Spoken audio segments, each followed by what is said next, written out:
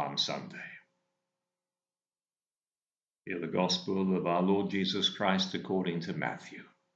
Glory to you, O Lord. When Jesus had finished all these sayings, he said to his disciples, "You know that after 2 days the Passover is coming, and the Son of Man will be delivered up to be crucified."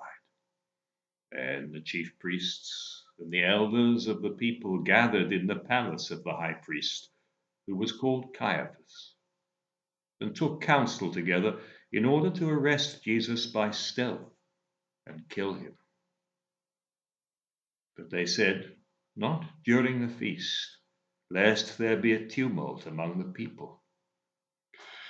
Now, when Jesus was in Bethany in the house of Simon the leper, a woman came up to him with an alabaster flask of very expensive ointment, and she poured it on his head as he sat at table.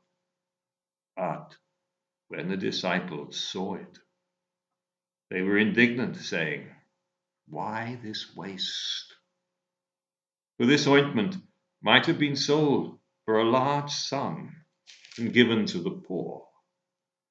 But Jesus, aware of this, said to them, "Why do you trouble this woman?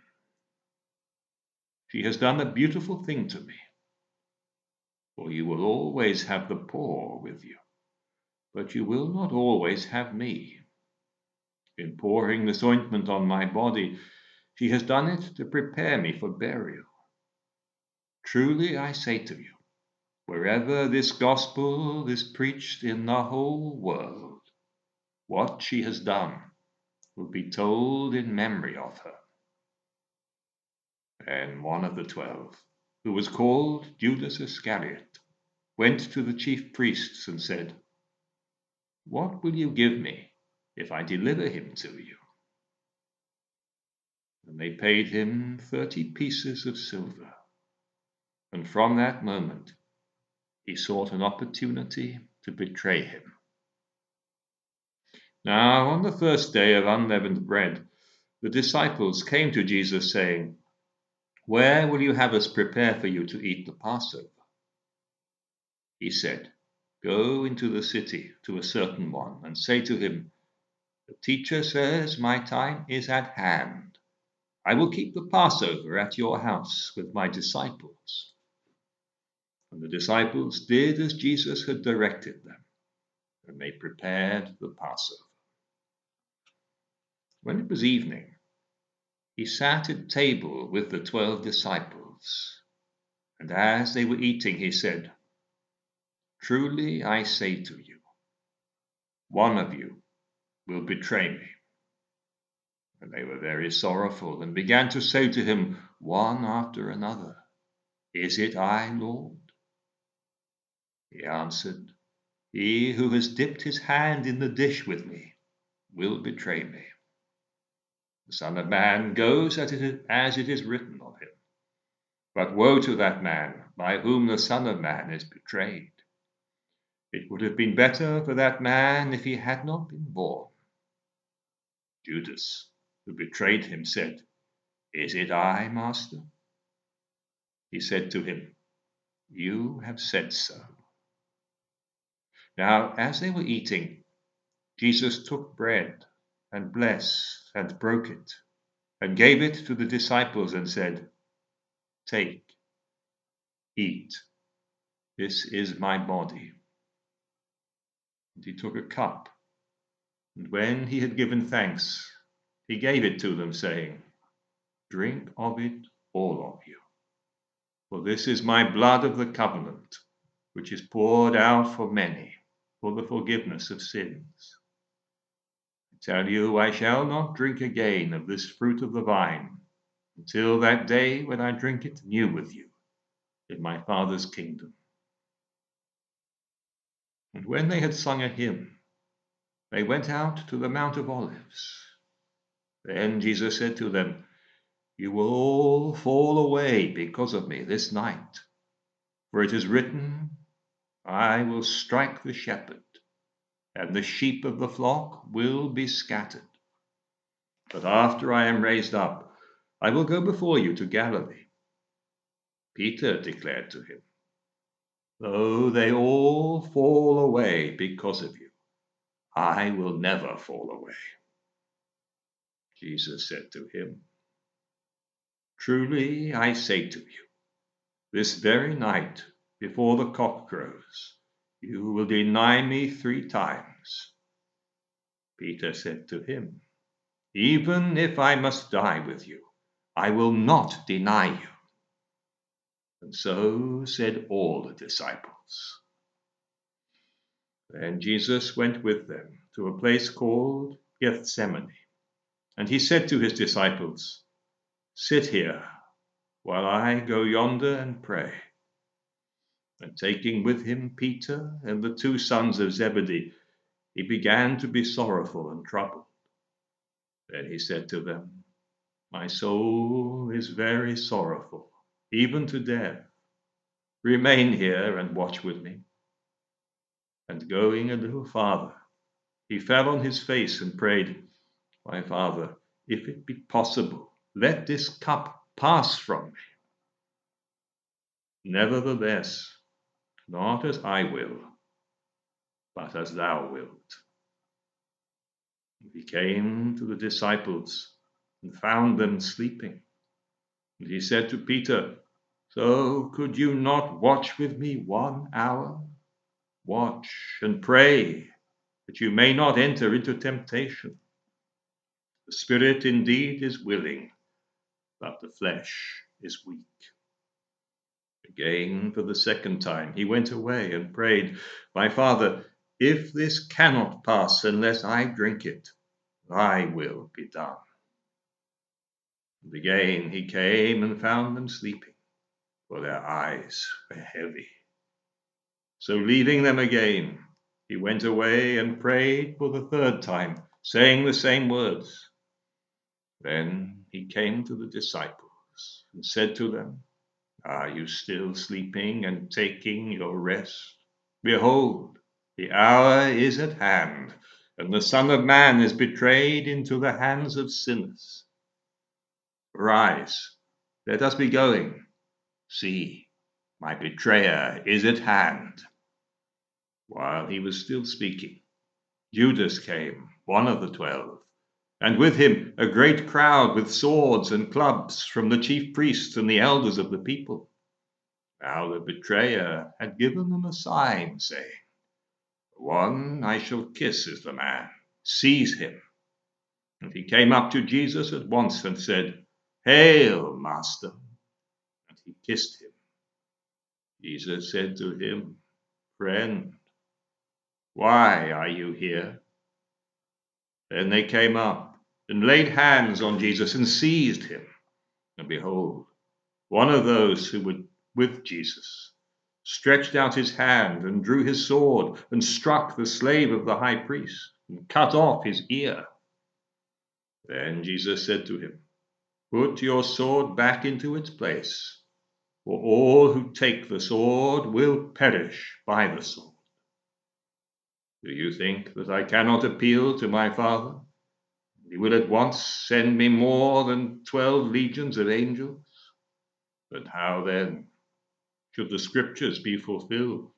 But it must be so." At that hour Jesus said to the crowds, "Have you come out as against a robber with swords and clubs to capture me? Day after day I sat in the temple teaching, and you did not seize me. But all this has taken place, that the scriptures of the prophets might be fulfilled." Then all the disciples forsook him and fled. Then those who had seized Jesus led him to Caiaphas, the high priest, where the scribes and the elders had gathered. But Peter followed him at a distance, as far as the courtyard of the high priest. Going inside, he sat with the guards to see the end. Now the chief priests and the whole council sought false testimony against Jesus, that they might put him to death. But they found none, though many false witnesses came forward. At last two came forward and said, "This fellow said, I am able to destroy the temple of God and to build it in 3 days." The high priest stood up and said, "Have you no answer to make? What is it that these men testify against you?" But Jesus was silent. And the high priest said to him, "I adjure you by the living God, tell us if you are the Christ, the Son of God." Jesus said to him, "You have said so. But I tell you, hereafter you will see the Son of Man seated at the right hand of power and coming on the clouds of heaven." Then the high priest tore his robes and said, "He has uttered blasphemy. Why do we still need witnesses? You have now heard his blasphemy. What is your judgment?" They answered, "He deserves death." Then they spat in his face and struck him, and some slapped him, saying, "Prophesy to us, you Christ.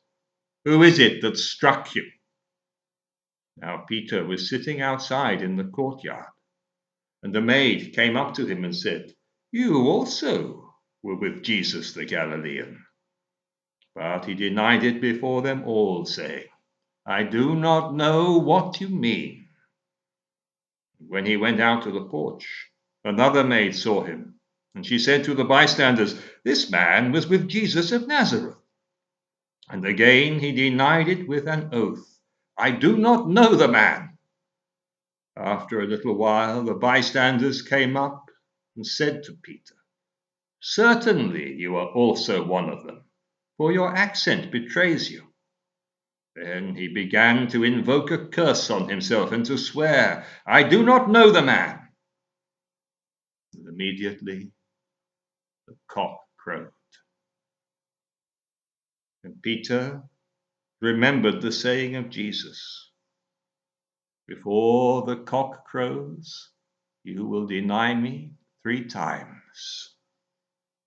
And he went out and wept bitterly.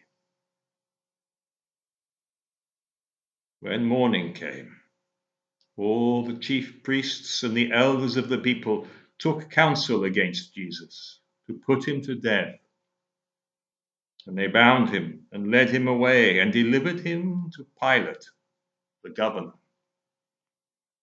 When Judas, his betrayer, saw that he was condemned, he repented and brought back the 30 pieces of silver to the chief priests and the elders. Then he said, "I have sinned in betraying innocent blood." They said, "What is that to us? See to it yourself." And throwing down the pieces of silver in the temple, he departed, and he went and hanged himself. But the chief priests, taking the pieces of silver, said, "It is not lawful to put them into the treasury, since they are blood money." So they took counsel and bought with them the potter's field to bury strangers in. Therefore that field has been called the field of blood to this day. Then was fulfilled what had been spoken by the prophet Jeremiah, saying, "And they took 30 pieces of silver, price of him on whom a price had been set by some of the sons of Israel.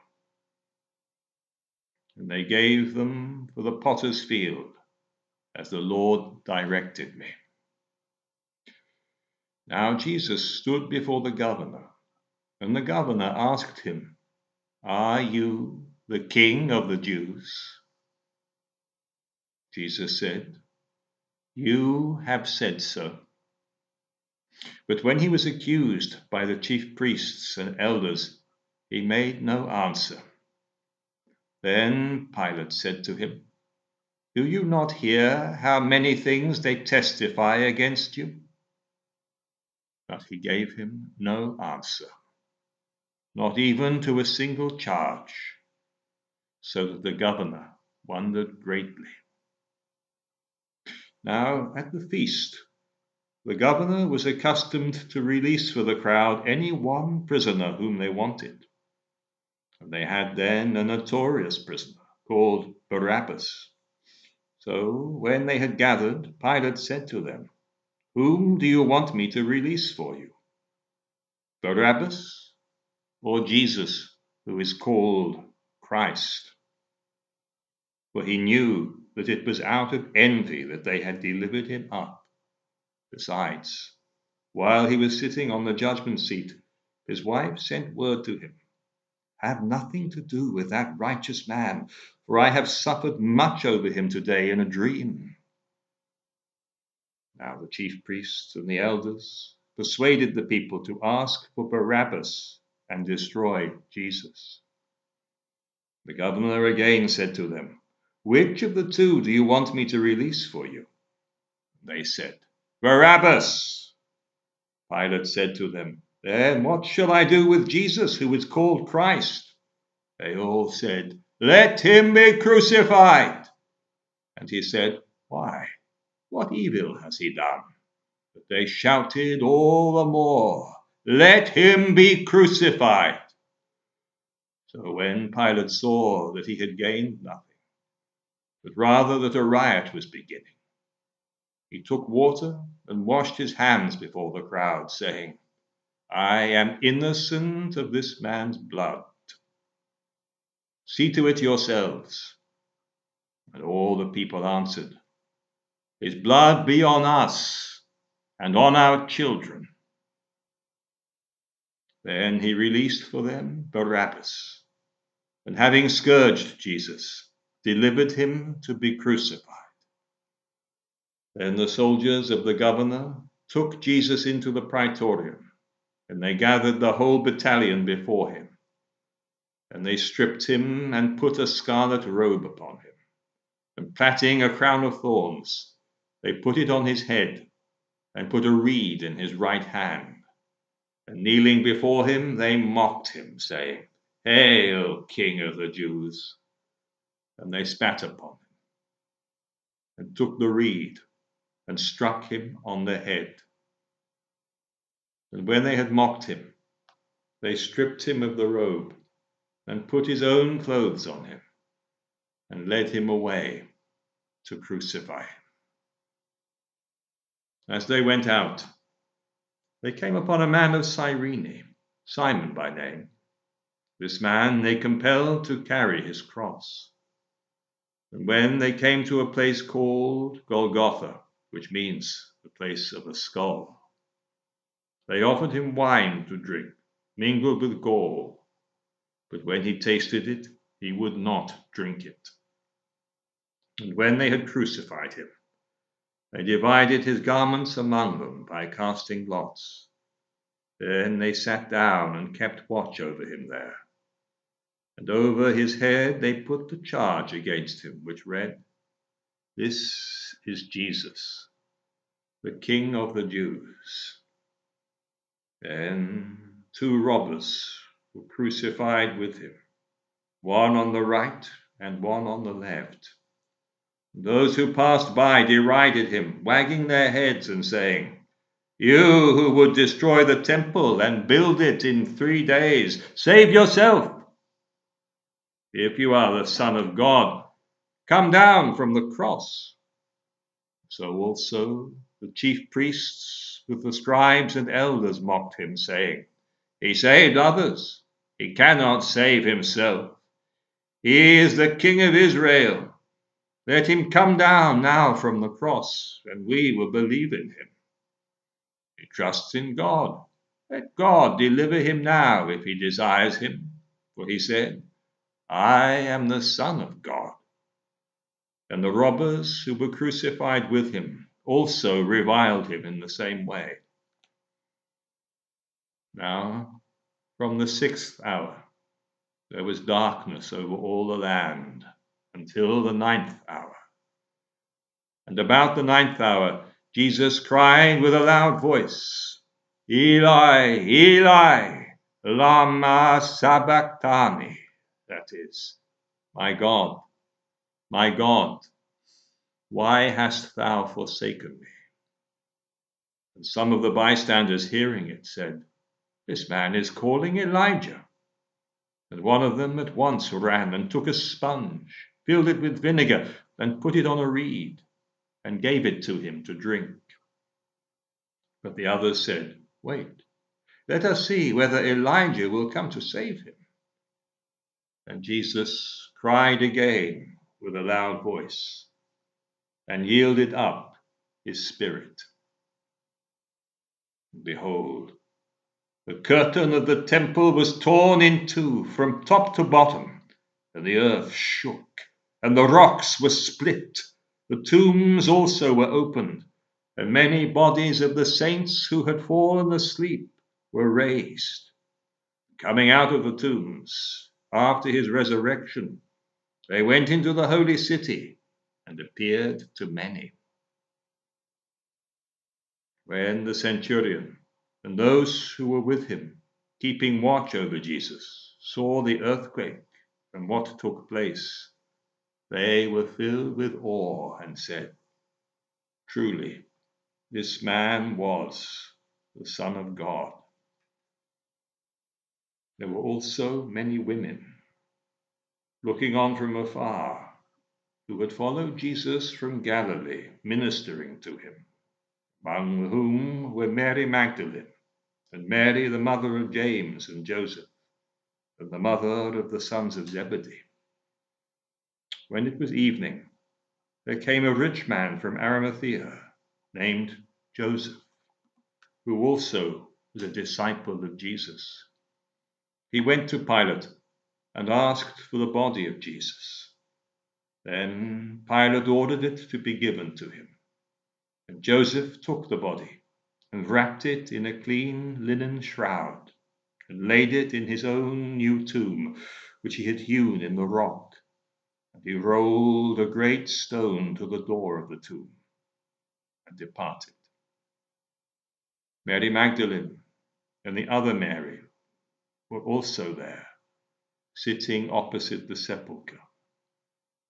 Next day, that is, after the day of preparation, the chief priests and the Pharisees gathered before Pilate and said, "Sir, we remember how that impostor said while he was still alive, 'After 3 days I will rise again.'